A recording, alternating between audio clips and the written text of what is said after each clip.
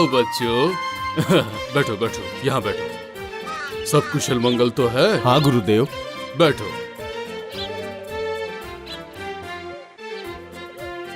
मैंने आज तुम्हें इसलिए यहाँ पर बुलाया है, देखो तुम्हारे पिताजी की मृत्यु को 2 वर्ष पूर्ण हो चुके हैं और मरने से पहले उन्होंने मुझे अपनी आखिरी इच्छा के बारे में बताया था। कैसी इच्छा गुरुदेव? नियम के अनुसार किसी राजा की मृत्यु के पश्चात उसका बड़ा बेटा ही राजा बनकर सिंहासन पर बैठता है, लेकिन तुम्हारे पिताजी की इच्छा कुछ अलग ही थी। उन्होंने कहा था कि उनके दोनों पुत्रों को पूरा राज्य बराबर बराबर बांट दिया जाए। यही उनकी आखिरी इच्छा थी। इसका मतलब आधे राज्य का राजा मैं और आधे राज्य का राजा तृप्तानंद? हाँ सही कहा।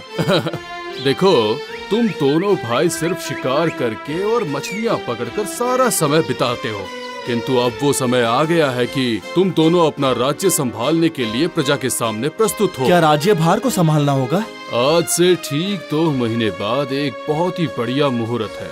उसी दिन ये शुभ कार्य संपन्न करूंगा मैं। जाओ, अब तुम दोनों यहाँ से जा सकते हो।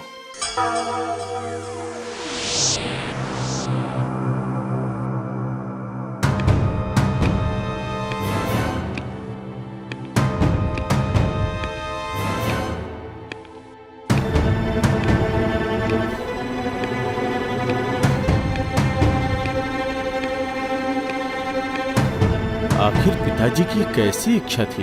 बड़ा बेटा होने के बावजूद भी मुझे राज्य का पूर्ण अधिकार नहीं मिलेगा। आधा राज्य तृप्तानंद को दे देना पड़ेगा। नहीं नहीं, ये बिल्कुल संभव नहीं है। मैं किसी भी हालत में तृप्तानंद को राज्य नहीं दूंगा। बड़े भैया, क्या बात है, बोलो। मैं कह रहा था कि कुछ दिन बाद हम दोनों राजा बन जाएंगे। उसके बाद शिकार करना, मछलियाँ पकड़ना कुछ भी संभव नहीं हो पाएगा बड़े भैया। राज्य का कार्य करते करते ही पूरा दिन बीत जाएगा। इसलिए मैं कह रहा था कि चलिए ना, आज आप अपनी मनपसंद मछली पकड़िएगा और मैं भी अपने पसंद का शिकार करके आता हूँ। ये तो बहुत अच्छी बात है। लेकिन भाई, क्या हम एक काम कर सकते हैं? कौन सा काम बड़े भैया? तुम तो हमेशा शिकार करते रहते हो, लेकिन आज तुम मछलियाँ पकड़ने जाओगे और मैं जाऊंगा तुम्हारी तरह शिकार करने। बहुत अच्छा विचार है, बहुत अच्छा विचार है। पर बड़े भैया, मेरे पास तो मछली पकड़ने की बंशी है ही नहीं। तुम इसकी चिंता क्यों कर रहे हो? मैं अपनी सी बंशी तुम्हें दे दूंगा। आप मुझे देंगे? ठीक है, फिर दीजिए, जल्दी दीजिए।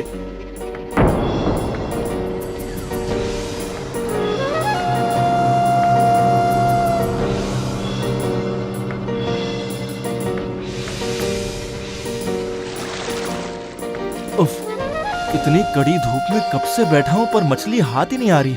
लेकिन बड़े भैया को तो मछलियाँ बहुत आसानी से मिल जाती हैं। मैं समझ गया, मछली पकड़ना बहुत ही धैर्य का काम है। पता नहीं भैया मछलियाँ कैसे पकड़ लेते हैं। हाँ, लगता है मछली फंस गई, फंस गई, फंस गई।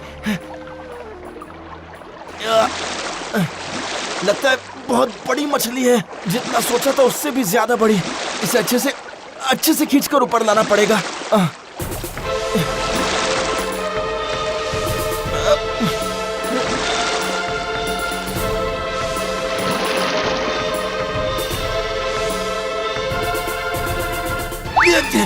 ये क्या? ये बदमाश मछली तो बंशी तोड़कर भाग गई। अब मैं क्या करूं? मछली तो मिली ही नहीं, उल्टा बंशी मछली के मुंह में चली गई। बड़े भैया सुनेंगे तो बहुत गुस्सा करेंगे। अब मैं क्या करूं?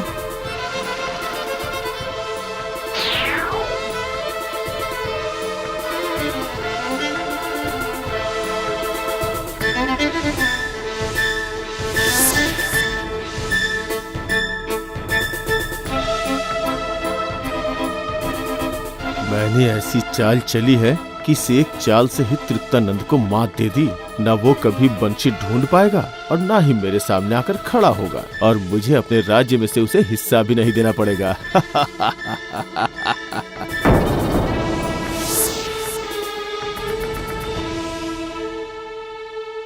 छी छी छी छी छी छी छी, ये तुमने क्या किया? मेरी इतनी पुरानी और सुंदर बंशी को तुमने गुम कर दिया। अब मैं क्या करूं भैया? वो मछली बंशी काट कर भाग गई तो इसमें मैं क्या कर सकता हूं? मैं ये सब कोई बहाना नहीं सुनूंगा। वो बंशी मुझे बहुत प्यारी थी। जाओ कहीं से भी वो बंशी मुझे ढूंढ कर दो। बड़े भैया आपके लिए मैं दूसरी बहुत सारी बंशी बनवा देता हूँ, आप चिंता मत कीजिए भैया। नहीं, मैं दूसरी कोई भी बंशी नहीं लूंगा, मुझे वही बंशी चाहिए। लेकिन अब वो कहाँ मिलेगी बड़े भैया, समझने की कोशिश करो। नाव लेके समुद्र में चले जाओ, वहाँ जाल फेंक कर मछलियाँ पकड़ना और उनके मुंह खोलकर देखना कि उसमें मेरी बंशी है कि नहीं। पर ये संभव नहीं है भैया। अगर संभव हुआ तो मेरे सामने आके खड़े होना, वरना मेरे सामने कभी मत आना। जाओ, चले जाओ यहाँ से। जो एक मामूली सा बंशी नहीं संभाल सकता, वो राज्य क्या संभालेगा? लापरवाह, जाओ यहाँ से।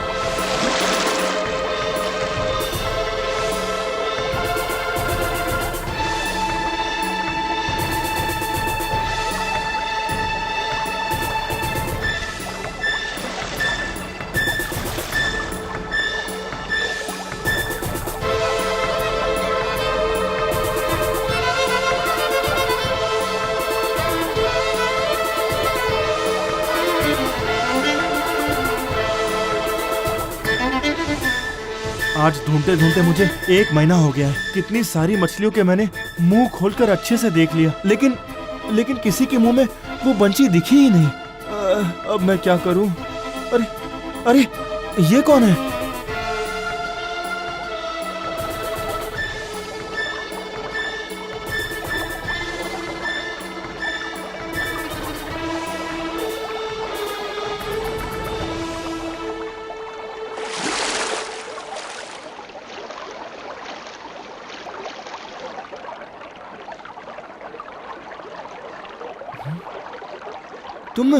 तुम इस मछलियों के जाल में इस तरह कैसे फंस गई? और तुम कौन हो? मैं, ये जो समुद्र दिख रहा है, मैं इस समुद्र के राजा की इकलौती पुत्री हूँ। तुम समुद्र के राजा की पुत्री हो, लेकिन तुम ये जाल में कैसे फंस गई?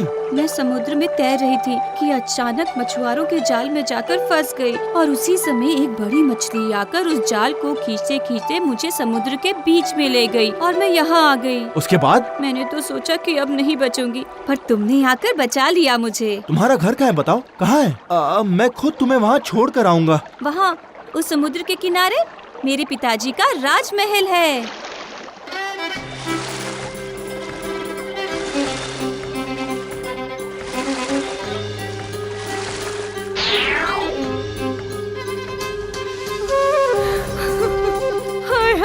मेरी पुत्री कहाँ खो गई? लगता है अब वो हमें जीवन में कभी नहीं मिल पाएगी। नहीं, ऐसे मत रो रानी।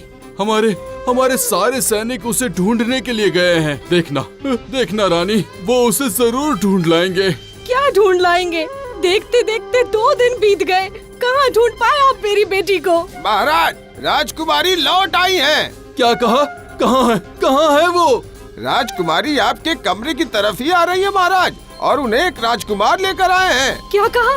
कहाँ है मेरी बेटी? कहाँ है? माँ, पिताजी। समुद्र में तैरते तैरते कहाँ चली गई थी बेटी? बताओ मुझे। लंबी कहानी है माँ, बाद में बताऊंगी। अगर ये राजकुमार नहीं आते तो मैं पानी में डूबकर मर ही जाती। नहीं बेटी, इस वक्त ऐसी बातें नहीं करते। आपका परिचय? मैं नृपण देश का राजकुमार हूँ। वाह, बहुत अच्छे। आपने मेरी पुत्री की जान बचाई है, इसलिए मैं आपका आभारी हूँ। अब चलिए अतिथि गृह में चलकर विश्राम कर लीजिए और बैठकर कुछ बातें भी कर लेंगे।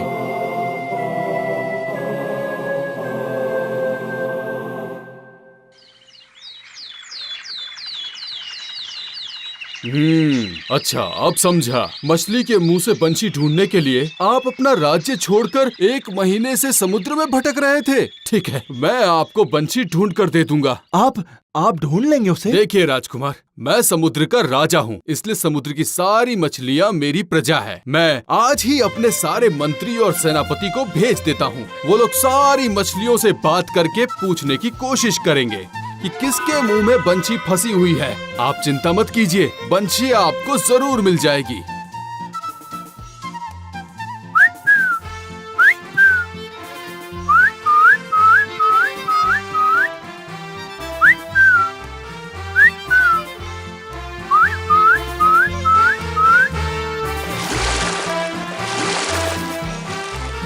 बताओ किसके मुंह में बंशी फंसी है? अगर सच सच नहीं बताया तो महाराज तुम्हें कड़ी से कड़ी सजा देंगे। मेरे मुंह में अब तो कुछ दिनों से एक बंशी मुंह में फंसकर ऐसे खच खच कर रही है ना कि क्या बताऊं। मंत्री जी जरा बाहर तो निकाल दीजिए। अरे बाप रे बाप। सेनापति, मछली के मुंह से बंशी निकालो।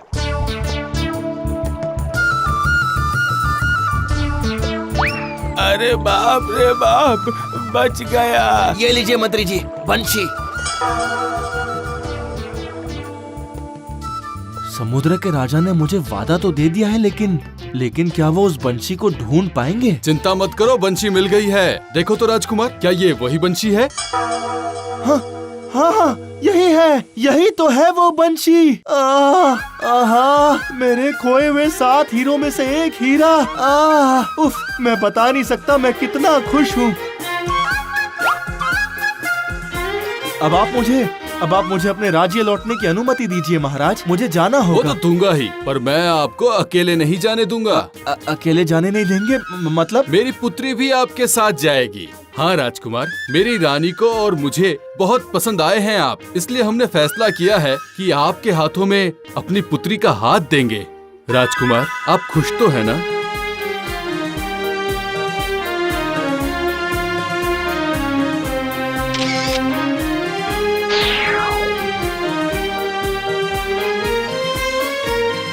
खुश रहो बेटी, कुछ दिन बाद हम भी तुमसे मिलने आएंगे। हमेशा खुश रहो। राजा बनने के बाद प्रजा का कल्याण करो। और हाँ सेनापति,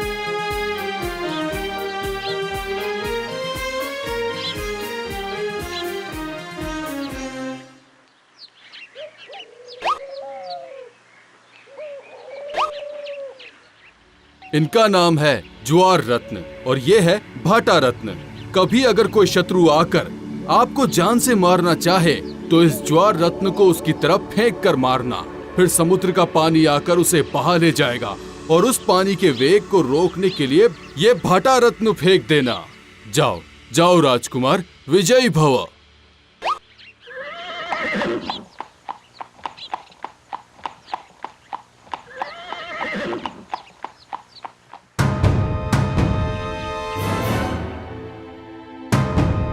सभी सुनो, आज से मैं इस देश का राजा हूँ, इसलिए मेरी बात सबको माननी पड़ेगी। अगर नहीं मानी तो जान जाएगी। लेकिन आपका छोटा भाई वापस लौट आया तो? आया भी तो क्या, मैं उसे अपना राज्य नहीं दूंगा, कभी नहीं। मैं पिताजी का बड़ा पुत्र हूँ, इसलिए ये गद्दी मेरी है। परंतु गुरुदेव। कौन गुरुदेव? कैसा गुरु?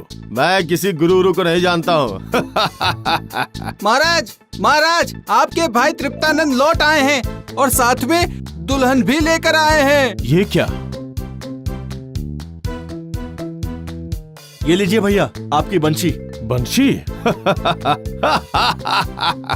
किसे चाहिए, किसे चाहिए ये मामूली बंशी? दूर हो जाओ मेरे सामने से। ये क्या, आप ये क्या कह रहे हैं भैया? मैं तो आपका भाई हूँ बड़े भैया, मैं कोई शत्रु नहीं हूँ। हाँ, तू ही मेरा शत्रु है। शत्रु को जिंदा नहीं छोड़ना चाहिए, इसलिए तुझे आज मैं काट के 2 टुकड़े कर दूंगा। आ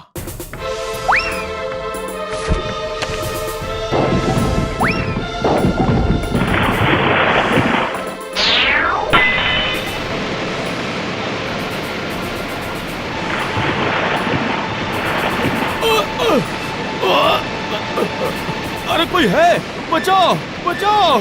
भाई मुझे बचा लो। मैं तुमसे वादा करता हूँ जीवन में कभी तुम्हें धोखा नहीं दूंगा। बचा लो भाई, बचा लो भाई। राज्य के लालच में मैं पागल हो गया था, तुम मुझे माफ कर दो भाई, माफ कर दो मुझे बचा लो।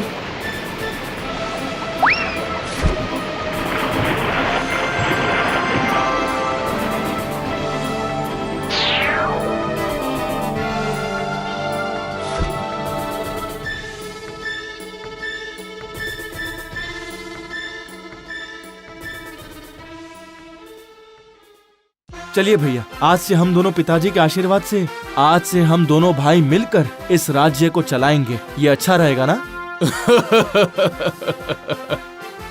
इससे अच्छी बात और क्या हो सकती है पुत्रों। चलो चलो, आज इस अवसर पर हम सब मिलकर खुशियां मनाते हैं। जय महाराज तृप्तानंद की जय। जय महाराज तृप्तानंद की जय।